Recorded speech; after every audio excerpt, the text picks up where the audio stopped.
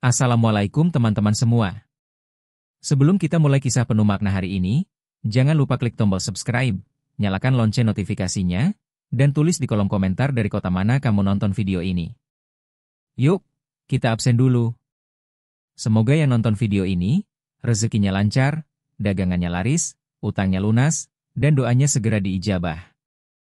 Amin ya rabbal alamin.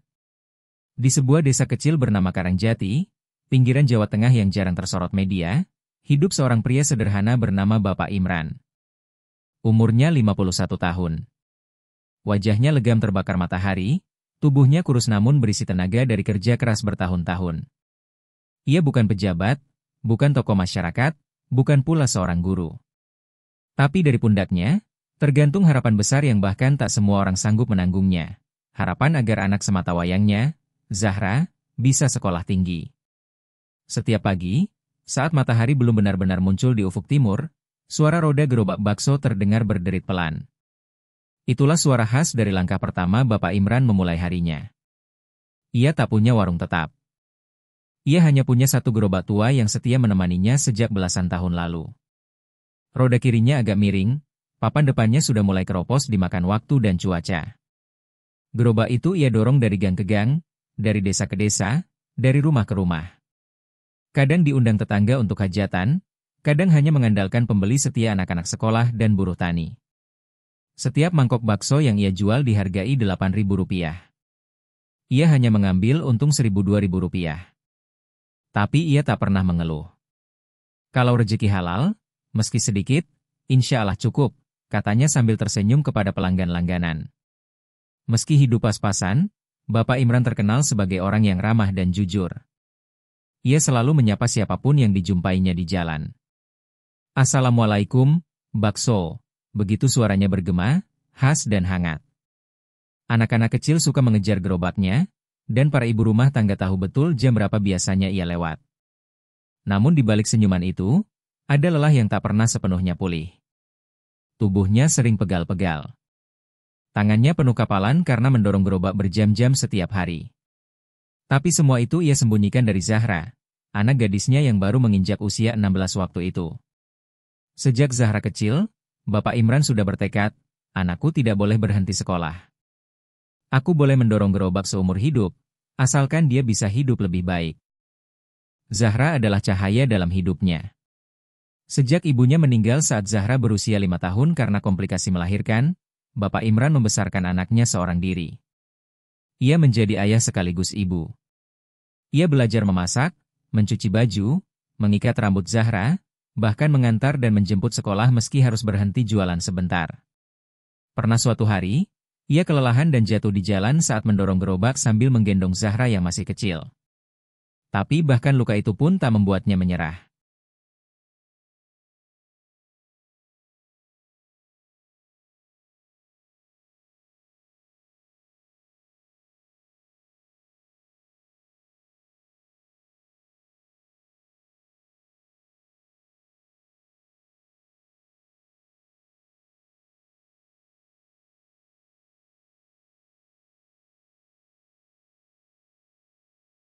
Bapak nggak bisa kasih kamu rumah mewah, nak. Tapi Bapak bakal kasih kamu pendidikan. Itu harta yang nggak bisa dicuri orang, ucapnya malam itu sambil mengusap kepala Zahra yang tengah tertidur di tikar usang. Setiap malam, setelah jualan selesai, ia menghitung hasil pendapatan harian dengan senter kecil karena listrik di rumah sering padam. Ia menyisihkan sebagian uangnya ke dalam celengan plastik berbentuk ayam. Celengan itu bukan untuk beli ponsel, bukan untuk hiburan. Itu adalah tabungan biaya sekolah Zahra. Bahkan jika harus mengurangi makannya sendiri, Bapak Imran rela. Pernah suatu malam, ia hanya makan nasi dan sambal, karena uang sisanya diberikan kepada Zahra untuk beli buku pelajaran. Zahra yang menyadari pengorbanan ayahnya menangis diam-diam di kamar. Aku janji, Pak. Zahra akan belajar sekeras mungkin. Suatu hari nanti, Zahra akan balas semuanya. Hari-hari mereka sederhana. Rumah mereka kecil, berdinding kayu dan berlantaikan tanah. Hujan deras kadang membuat air masuk ke dalam rumah. Tapi Zahra tetap belajar, meski dengan cahaya lilin. Di meja belajarnya, Tertempel selembar kertas bertuliskan, tujuan, jadi dokter. Demi ayah. Bapak Imran tak paham arti kata, dokter, secara ilmiah. Tapi ia tahu itu berarti anaknya bisa membantu orang lain dan hidup lebih baik. Ketika Zahra duduk di bangku SMA, tekanan hidup makin berat. Kebutuhan sekolah bertambah, biaya seragam, buku, dan kegiatan sekolah lain membuat celengannya cepat habis. Kadang ia harus pinjam uang dari tetangga. Tapi ia tak pernah berutang ke rentenir. Ia tahu bunga itu bisa membunuh harapan masa depan. Selama masih bisa jualan, masih bisa gerak, Bapak nggak akan menyerah, katanya. Setiap kali Zahra ikut lomba atau dapat nilai bagus, Bapak Imran akan mengajak tetangga makan bakso gratis sebagai bentuk syukur. Ini ulang tahun prestasi Zahra, candanya. Ia ingin semua orang tahu, meski mereka miskin, tapi mereka kaya semangat. Hari-hari berjalan pelan tapi pasti. Setiap malam sebelum tidur, Bapak Imran selalu berdoa. Ya Allah, panjangkan umur saya, kuatkan badan ini. Jangan biarkan saya mati sebelum lihat anak saya pakai toga. Dan setiap pagi, saat gerobaknya mulai bergerak di jalanan desa, ia tak hanya membawa mangkok dan kuah panas, ia membawa harapan, doa, dan cinta seorang ayah yang tak mengenal lelah. Matahari baru setengah naik ketika Zahra melangkah menyusuri jalan setapak dari rumah ke sekolah. Di pundaknya tergantung tas lusuh berisi buku-buku pinjaman dari perpustakaan sekolah, dan di kakinya sepasang sepatu yang bolong di bagian kanan. Tapaknya sudah tipis, warnanya mulai pudar, dan lubangnya membuat kaos kakinya sering basah jika hujan turun. Tapi tak pernah sekalipun Zahra mengeluh. Ia sadar betul, ayahnya telah mengorbankan segalanya. Di kelas, Zahra dikenal sebagai siswi yang pendiam, namun selalu meraih nilai tertinggi. Setiap guru menyukainya. Ia bukan anak yang sering bersuara di depan, tapi ia menyuarakan semangatnya lewat buku, lembar soal, dan catatan yang rapi. Ia tahu, ilmu adalah satu-satunya cara membalas keringat dan doa ayahnya. Saya tidak bisa bantu jualan bakso. Tapi saya bisa bantu dengan belajar sungguh-sungguh, ucap Zahra kepada wali kelasnya saat diminta mengikuti lomba cerdas cermat antar sekolah. Hari-hari Zahra dimulai pukul 4 pagi. Ia membantu ayahnya memanaskan kuah bakso, menggiling daging, mencuci mangkok, dan menyiapkan gerobak. Setelah itu ia bersiap ke sekolah. Kadang, tanpa sepengetahuan Zahra, Bapak Imran akan menyelipkan uang Rp2.000 di sela bukunya, hasil tambahan dari jualan semalam. Tadi malam laku banyak, Zah. Jajanin aja, kamu pasti capek, kata ayahnya sambil tersenyum meski sebenarnya uang itu adalah sisa dari ia menahan lapar malam sebelumnya. Zahra tidak pernah membeli jajanan di kantin. Uang itu ia simpan. Kadang digunakan untuk membeli pulpen isi ulang atau fotokopi soal-soal ujian. Namun, menjadi anak penjual bakso keliling di lingkungan sekolah negeri bukan tanpa tantangan. Ada saja teman yang mengejeknya. Hei, Zahra, kamu bawa kuah bakso. Jangan-jangan kamu bawa termos kuah ya, kata salah satu teman sekelas sambil tertawa bersama gengnya. Zahra hanya diam. Ia tahu, menjelaskan akan sia-sia. Ia bukan dari keluarga mampu. Tapi ia selalu ingat pesan ayahnya. Kalau kamu dihina karena miskin, jangan balas hinaan itu. Buktikan saja dengan prestasi. Biarkan nanti mereka yang menyesal. Dan benar. Di akhir semester, Zahra selalu mendapat peringkat pertama. Ia bahkan beberapa kali mewakili sekolah dalam lomba sains tingkat kabupaten. Suatu hari, saat pengumuman lomba biologi nasional, namanya diumumkan sebagai juara kedua se-Jawa Tengah. Ia mendapat sertifikat dan hadiah buku, serta uang tunai yang langsung ia serahkan ke ayahnya. Pak, ini buat tambah-tambah beli bahan bakso, katanya. Bapak Imran menatap sertifikat itu lama sekali. Dipegangnya hati-hati seolah sedang menyentuh benda paling berharga di dunia. Air matanya jatuh perlahan. Zahra, kamu lebih kuat dari Bapak. Bapak bangga banget punya kamu. Meski hidup mereka sangat sederhana, ikatan ayah dan anak itu luar biasa kuatnya. Mereka tak saling banyak bicara soal perasaan. Tapi keduanya tahu, mereka adalah alasan satu sama lain untuk terus berjuang. Pada suatu malam, listrik di desa mereka padam. Hujan turun deras, dan suara petir membuat genteng rumah mereka bergeser. Tapi Zahra tetap belajar, menyalakan lilin kecil, membungkuk di atas meja kayu sambil menyalin ulang materi kimia. Di sudut ruangan, Bapak Imran mengamati diam-diam. "Nak," katanya pelan, "kenapa kamu maksa belajar banget malam ini? Bukannya besok libur?" Zahra menjawab dengan suara tenang, "Zahra gak tahu kapan nasib kita berubah, Pak. Tapi Zahra tahu, selama Zahra belajar, kita gak akan diam di tempat."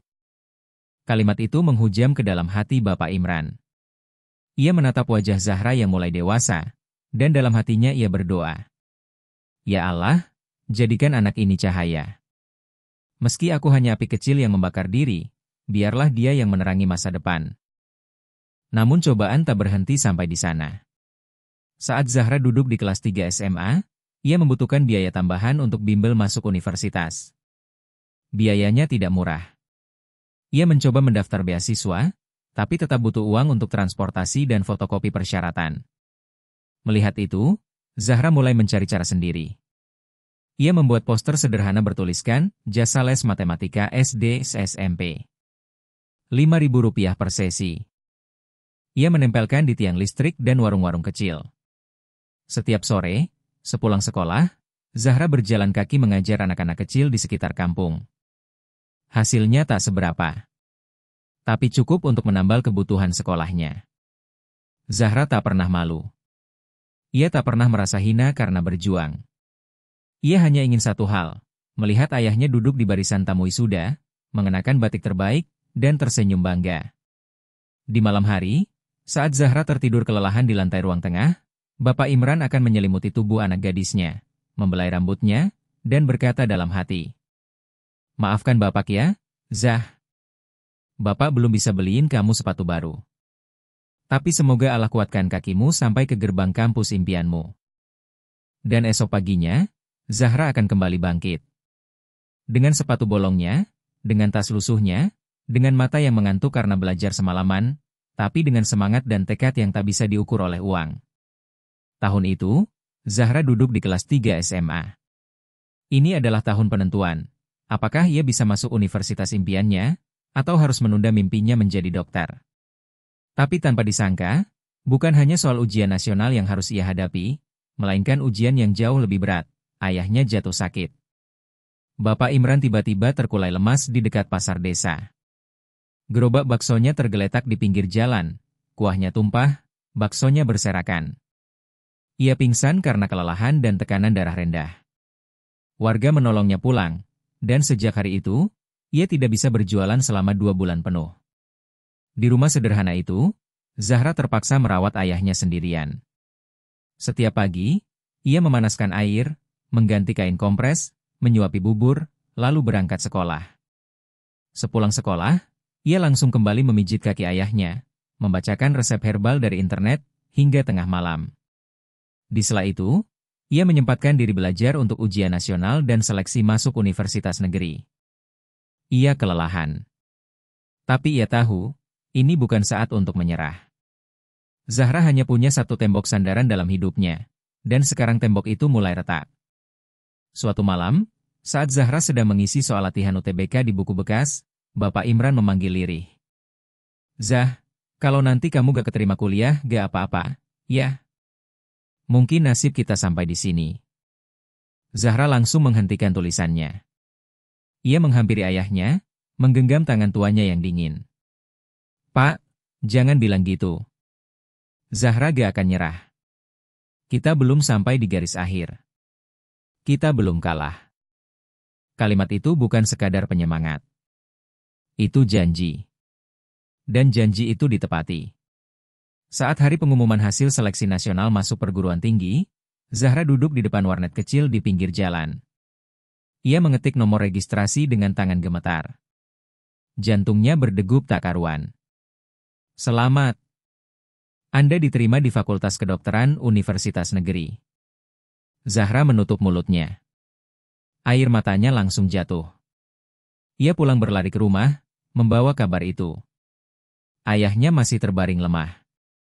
Ia menggenggam tangan ayahnya sambil berbisik, "Pak, Zahra lulus.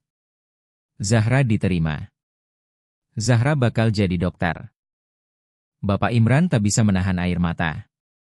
Dengan suara serak ia berkata, "Alhamdulillah. Allah Maha Besar. Bapak gak sia-sia jualan dari subuh sampai malam." Mereka berdua menangis dalam diam. Di rumah reot itu, tak ada balon, tak ada pesta, tak ada kue perayaan. Tapi ada sesuatu yang jauh lebih indah, harapan yang bangkit kembali, dan keyakinan bahwa kerja keras, doa, dan cinta tidak akan pernah sia-sia. Hari itu menjadi salah satu hari paling bersejarah dalam hidup Zahra. Setelah bertahun-tahun belajar tanpa lelah, mengajar les demi tambahan uang saku, menahan lapar di kampus agar bisa fotokopi modul, hingga pulang malam naik angkot demi hemat ongkos, semua itu akhirnya terbayar lunas. Zahra, anak seorang penjual bakso keliling, dinyatakan lulus sebagai dokter muda. Bukan hanya lulus, tapi Zahra juga meraih predikat cum laude. Sebuah pencapaian luar biasa yang bagi sebagian orang mungkin hanya deretan nilai di atas ijazah. Tapi bagi Zahra dan Bapak Imran, itu adalah bukti nyata bahwa mimpi bisa dicapai meski berasal dari rumah berlantaikan tanah. Acara wisuda digelar di gedung megah kampus negeri tempat Zahra menempuh pendidikan. Ratusan mahasiswa mengenakan toga. Keluarga mereka berdatangan dari berbagai kota. Mobil-mobil mewah memenuhi parkiran.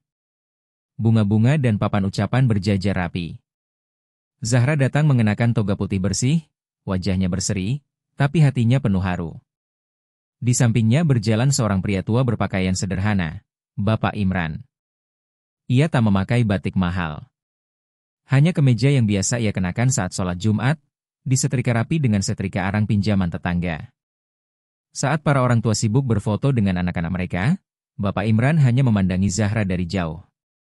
Matanya berkaca-kaca. Baginya, melihat Zahra berdiri di antara para calon dokter adalah lebih dari cukup. Ketika nama Zahra dipanggil untuk menerima penghargaan, seisi ruangan memberi tepuk tangan. Tapi Zahra tak langsung naik ke panggung. Ia justru berjalan ke arah kursi penonton, menggandeng tangan ayahnya, dan mengajaknya naik bersamanya. "Pak, temani Zahra ke atas. Ini bukan cuma kemenangan Zahra. Ini kemenangan kita." Seketika ruangan menjadi hening. Mata-mata mulai berkaca-kaca. Zahra naik ke podium bersama Bapak Imran yang mengenakan sandal kulit lusuh dan celana panjang lama. Tapi di mata Zahra, ayahnya adalah pria paling hebat di dunia. Di atas panggung, Zahra diberi kesempatan berbicara singkat. Suaranya bergetar, tapi penuh keteguhan. "Saya berdiri di sini bukan karena kepintaran saya. Tapi karena ada satu orang yang mendorong gerobak bakso keliling setiap hari, hujan dan panas, demi saya bisa sekolah. Ayah saya adalah pahlawan saya. Terima kasih, Pak. Zahra lulus karena doa dan perjuanganmu." Seluruh ruangan sontak berdiri memberi tepuk tangan. Beberapa orang tua terisak. Bahkan dosen yang biasanya tegas, terlihat menyeka air mata. Bapak Imran menangis. Bukan karena sedih, tapi karena rasa syukur yang tak bisa diungkap dengan kata-kata. Di dalam dadanya, segala lelah, sakit, lapar, hujan, panas, hinaan, dan rasa malu semua terhapus oleh momen itu. Ya Allah, terima kasih. Engkau kabulkan doa-doaku. Setelah acara usai, beberapa orang tua dan mahasiswa menghampiri Zahra dan ayahnya. Ada yang menyalami, ada yang memeluk, ada pula yang minta berfoto. Tapi ada satu momen kecil yang paling berkesan bagi Zahra. Seorang gadis kecil, mungkin usia 10 tahun, menghampirinya dan berkata lirih. "Kak, aku juga anak tukang becak. Boleh nggak aku jadi dokter kayak kakak?" Zahra tersenyum, berlutut, dan menatap mata si gadis kecil. "Kamu boleh jadi apa saja yang kamu mau. Asal jangan pernah berhenti bermimpi dan belajar. Kamu pasti bisa." Sejak saat itu, Zahra sadar, keberhasilannya bukan sekadar untuk dirinya dan ayahnya. Tapi juga untuk menginspirasi ribuan anak di luar sana yang sedang berjalan dalam gelap, mencari secercah harapan. Kini, setiap kali Zahra memeriksa pasien di rumah sakit tempatnya magang, ia selalu membawa kisah itu bersamanya. Bukan untuk disombongkan, tapi sebagai pengingat bahwa kesuksesan sejati bukanlah gelar, melainkan perjuangan. Dan setiap malam, sebelum tidur, Zahra selalu menyempatkan diri duduk di samping ayahnya yang kini sudah tak lagi kuat berjalan jauh. Pak! Zahra belum selesai. Ini baru permulaan. Suatu hari nanti, Zahra akan bangun klinik untuk orang-orang kecil. Kita akan bantu mereka seperti Allah sudah bantu kita. Bapak Imran hanya tersenyum. Baginya, melihat Zahra memakai jas putih adalah mimpi yang lebih indah dari apapun di dunia ini. Ia mungkin hanya penjual bakso keliling. Tapi dari peluh dan gerobaknya, lahir seorang dokter yang bukan hanya pintar, tapi juga berjiwa besar. 3 tahun setelah mengenakan toga putih pertamanya sebagai dokter muda, Zahra resmi menyelesaikan masa internshipnya dan dinyatakan sebagai dokter umum berlisensi. Tapi ia tidak mengejar rumah sakit elit, tidak pula tertarik membuka praktik di tengah kota. Hatinya selalu tertambat pada satu hal, membalas cinta dan perjuangan ayahnya, Bapak Imran. Suatu sore, di ruang tamu rumah kecil mereka, Zahra mengeluarkan sebuah map besar berisi gambar rancangan bangunan.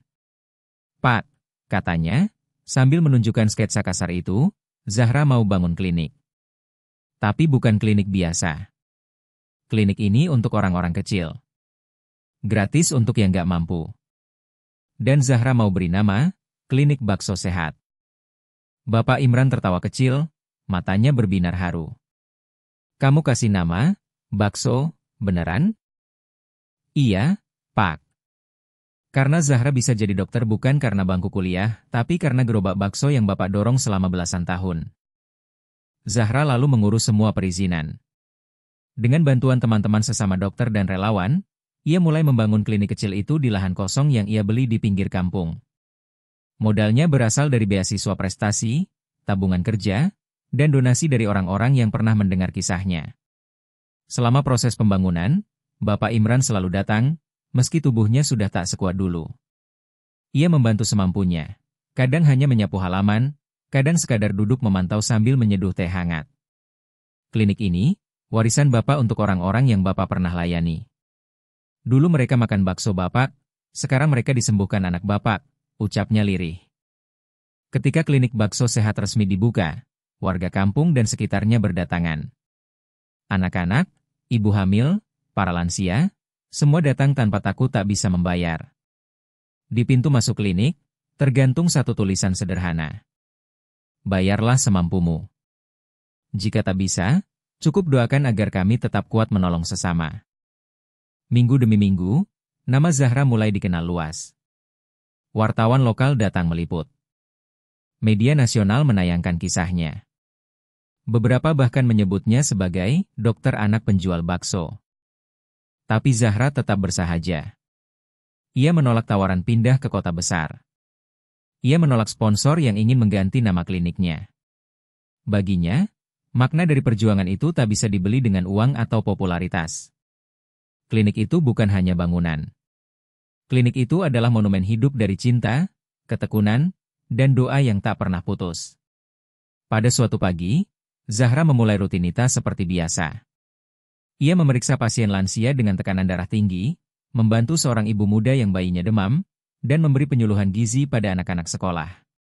Tapi hari itu terasa berbeda, Bapak Imran tak menyambut di depan seperti biasanya. Zahra pulang lebih cepat.